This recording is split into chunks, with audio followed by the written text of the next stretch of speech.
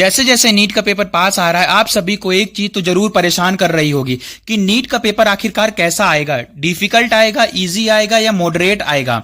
साथ ही में आपको कट ऑफ को लेकर के भी आप बहुत ज्यादा परेशान होंगे कि कट ऑफ कैसी होगी, प्रीवियस ईयर के कंपैरिजन में कम जाएगी, ज्यादा जाएगी, कैसी जाएगी। और बात सिर्फ आप तक नहीं है, आपको इन सभी सवालों को लेकर के आपके साथ साथ आपके माता पिता भी बहुत ज्यादा परेशान होंगे।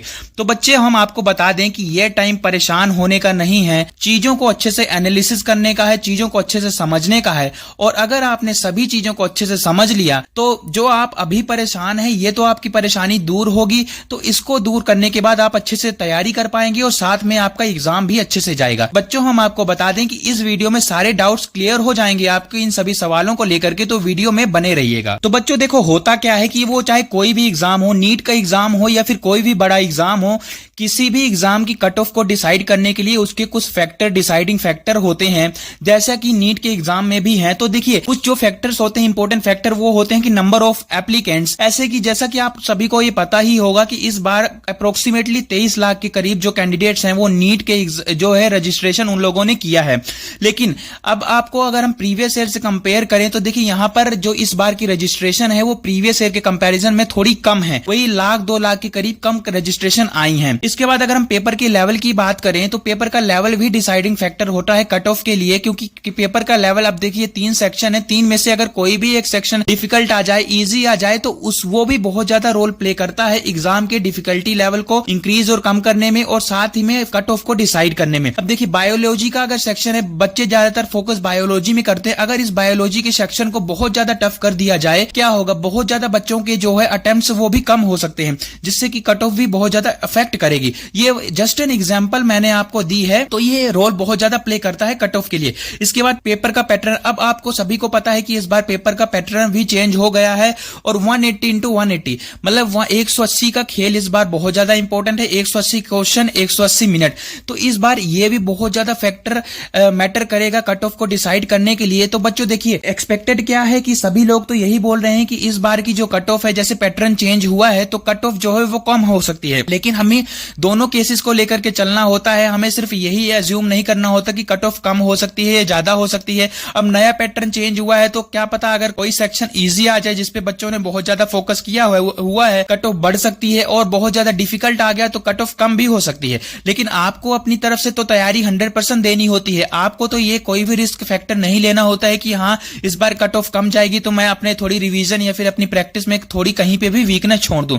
तो ये बात तो आपको नोट कर लेनी चाहिए कि आपको अपनी तैयारी 100% रखनी चाहिए। अब हम बात करें अगर सेफ स्कोर और प्रीवियस ईयर की कंपैरिजन और एनालिसिस के बारे में भी, तो देखिए प्रीवियस ईयर की कट ऑफ के बारे में अगर एक यहां पर पॉइंट देखा जाए तो देखिए 2023, 24 और 25 की यहां पर हमने पॉइंट्स रखे हुए हैं। तो अगर हम 2023 और 2024 का, तो आपको पता ही है कि प्रीवियस ईयर में थोड़ा प्रॉब्लम्स आई थी स्कैम वगैरह की, तो जिसकी वजह से कट ऑफ में कितना हेर फेर हुआ था। तो यहां पर हमने 2023 का भी यहां पर कट ऑफ रखी हुई है। तो देखिए 2023 में अनरिजर्व कैटेगरी में 618 नंबर और 2024 में 660 नंबर जो है वो कट ऑफ थी। और सेफ स्कोर्स की अगर हम बात करें 2025 में, तो देखिए यहां पर जनरल कैटेगरी की अगर हम सेफ स्कोर्स की बात करें तो 620 से लेकर के 640 तक, अगर किसी बच्चे का टारगेट 620 से लेकर के 640 तक के एक सेफ स्कोर मानी जा सकती है 2025 के लिए बच्चों। तो देखिए आप अपनी प्रिपरेशन, ये जो सेफ स्कोर, हम पहले एक बार सेफ स्कोर्स के बारे में बात करते हैं। तो देखिए ओबीसी कैटेगरी की यहां पर 2023 में 617 नंबर और 2024 में 658 नंबर की कट ऑफ जो है वो गई हुई थी। और अगर हम इस बार 2025 की बात करें तो सेफ स्कोर कितनी मानी जा सकती है ओबीसी कैटेगरी में, तो देखिए 610 से लेकर के 630 तक की कट ऑफ, 610 से लेकर के 630 नंबर की कट ऑफ को सेफ स्कोर माना जा सकता है ओबीसी कैटेगरी के लिए। इसी तरह ईडब्ल्यूएस में 2023 में 613 नंबर और 2024 में 654 नंबर की कट ऑफ गई थी। लेकिन अगर हम सेफ स्कोर की बात करें 2025 में, तो देखिए इसमें भी आप ऐसे ही अंदाजा लगा सकते हैं कि ईडब्ल्यूएस में 612 से लेकर के 630 की जो कट ऑफ है वो सेफ स्कोर मानी जा सकती है।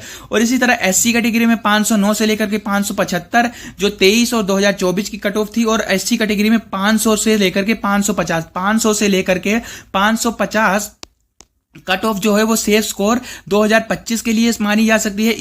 इसके बाद अगर हम बात करें एसटी कैटेगरी की में, तो 4,469 से लेकर के 544 तक की जो स्कोर है उसको सेफ स्कोर कहा जा सकता है।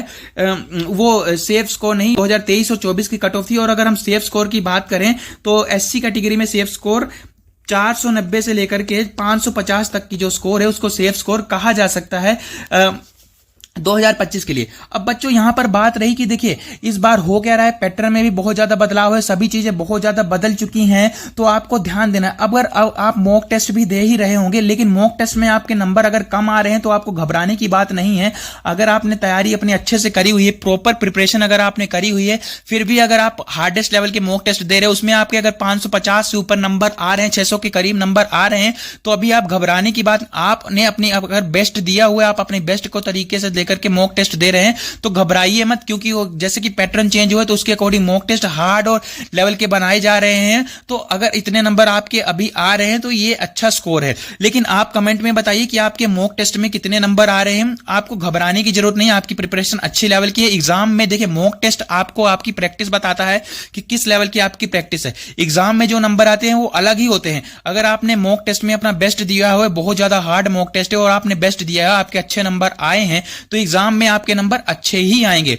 तो ये जो हमने सेफ स्कोर एक बताई थी, तो ये देखिए ये मिनिमम स्कोर कही जा सकती है सेफ स्कोर, लेकिन आपको अपना टारगेट 650 प्लस ही रखना है, जिससे कि आपको एक अच्छा कॉलेज भी मिल जाए और अच्छे मार्क्स भी आ जाए। आपको सिर्फ एक सेफ स्कोर के अंडर ही नहीं रहना है, आपको अपना 650, 660, 670 ऐसा टारगेट रखना है, जिससे कि आपके नंबर बहुत ज्यादा चांस हो जाए आपके ऑल इंडिया कैटेगरी में एमबीबीएस सीट के लिए। तो बच्चों इन सभी पॉइंट्स को आपको ध्यान में देना है। इस वीडियो को अपने फ्रेंड्स के साथ शेयर कर दीजिएगा, ग्रुप्स में शेयर कर दीजिएगा, सो दैट कि सभी बच्चों को ये इन्फॉर्मेशन मिल जाए। काफी इंपॉर्टेंट इन्फॉर्मेशन है सभी बच्चों के लिए। तो ज्यादा से ज्यादा इस वीडियो को अपने फ्रेंड्स के साथ, अपने दोस्तों के साथ शेयर करिएगा। अपने जो भी आपके मॉक टेस्ट में नंबर आ रहे हैं वो कमेंट में बताइए कि कितने नंबर आपके आ रहे हैं, कितने आपको, कैसी आपकी तैयारी चल रही है। और भी अगर आपको किसी तरह का कोई डाउट है तो आप नीचे कमेंट में पूछ सकते हैं, हम आपके रिप्लाई करने की कोशिश करेंगे। साथ में अगर पेरेंट्स इस वीडियो को देख रहे हैं तो अपने बच्चों के साथ इसको शेयर कर दीजिएगा, सो दैट कि उनको भी थोड़ा रिलैक्सेशन मिले और उनको भी अच्छा लगे कि हाँ उनकी तैयारी कैसी जा रही है। तैयारी के बारे में भी आप कमेंट में बता सकते हैं। तो दोस्तों इस वीडियो में इतना ही, जल्दी मिलेंगे आपसे एक नई वीडियो के साथ। तब तक आप सभी का बहुत बहुत धन्यवाद।